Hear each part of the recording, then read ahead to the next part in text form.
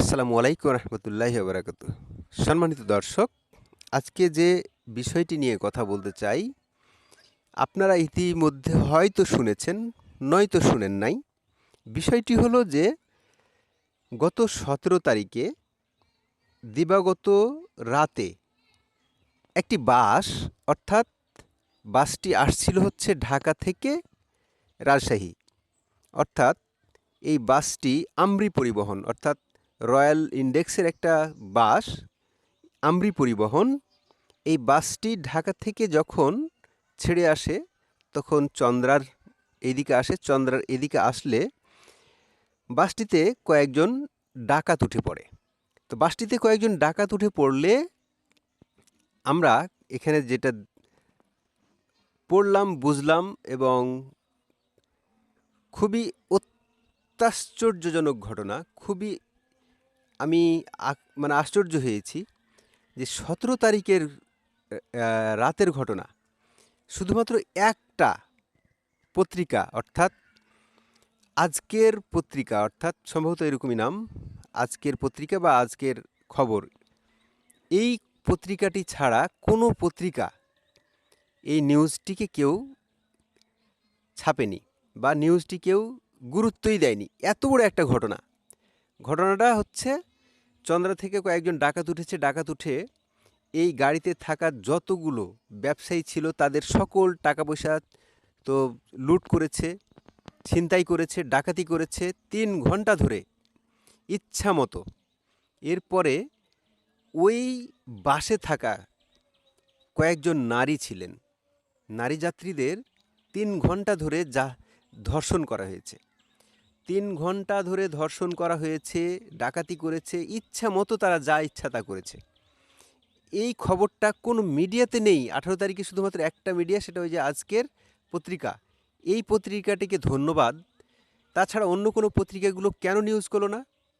আমার কোথাও যেন মনে হচ্ছে কি যে এরকম কোনো নিউজ বা আইনশৃঙ্খলার যে মানে বিশৃঙ্খলা, আইনশৃঙ্খলার যে অবনতি ঘটেছে, এই নিউজটা যদি কেউ পাবলিশ করতে যায় তাহলে কোথাও যেন মনে হবে যে সরকারের ইমেজ, সরকারের সরকারের প্রেস্টিজ নষ্ট হচ্ছে। এই চিন্তা করে ভয়ে মিডিয়াগুলো নিউজ প্রচার করছে না।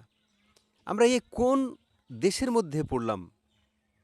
আমরা ফ্যাসিবাদ তাড়িয়েছি, ফ্যাসিবাদ, স্বৈরতন্ত্র করতে করতে আমরা এমন একটা অবস্থার মধ্যে পড়েছি যে কখন যেন একটা ফ্যাসিবাদ তৈরি হয়ে গেছে, কায়েম হয়ে গেছে, আমরা জানিই না। নিউজ একটা পাবলিশ হবে না, এত বড় একটা ঘটনা।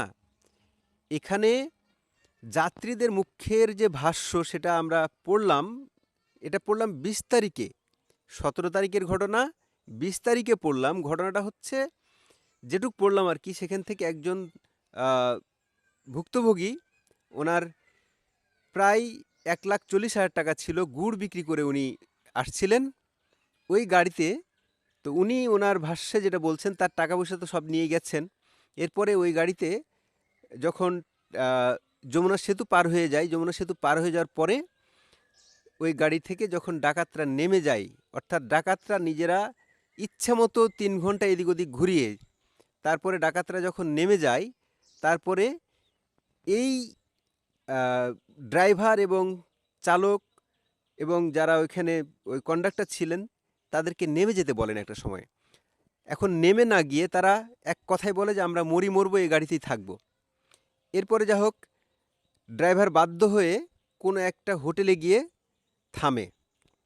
তারও আগের একটা কথা, যে তারা বলল যে আমাদের কাছে কোনো টাকা নেই, আমাদের টাকা পয়সাও সব ছিনতাই করে নিয়ে গেছে। কিন্তু টোল প্লাজায় যখন যায় তখন তারা টাকা দেয়।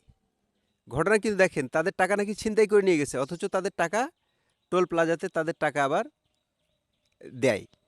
এখন ঘটনা হলো যে তাদের যখন টোল প্লাজাতে টাকা দিল, তাহলে টাকা কোথা থেকে পেল? সন্দেহ অনেকগুলো। এই ড্রাইভার আবার হোটেলে যখন আসলো তখন তারা মির্জাপুর থানায় গিয়েছিল সম্ভবত। এরপরে মির্জাপুর থানায় তাদের কেস নেওয়া হয় নাই, অর্থাৎ ওসি সাহেব ছিলেন না, এই জন্য কেস নেওয়া হয় নাই। ঘটনা কত ন্যাক্কারজনক! ওসি সাহেব না আসার জন্য কেস নেওয়া হলো না, এটা চলে গেল পরের দিন। ভুক্তভোগীরা যখন এটা নিয়ে কথা বলাবলি শুরু করলো, তখন এই বাসের ড্রাইভার হেল্পার সবাইকে যখন অ্যারেস্ট করা হলো, অ্যারেস্ট করার পরে কি মজার ঘটনা, তারা জামিন হয়ে গেছে। অর্থাৎ এখানে কোর্ট কি পর্যবেক্ষণ দিল, এখানে কে কি বলল, আমরা কিছুই বুঝলাম না।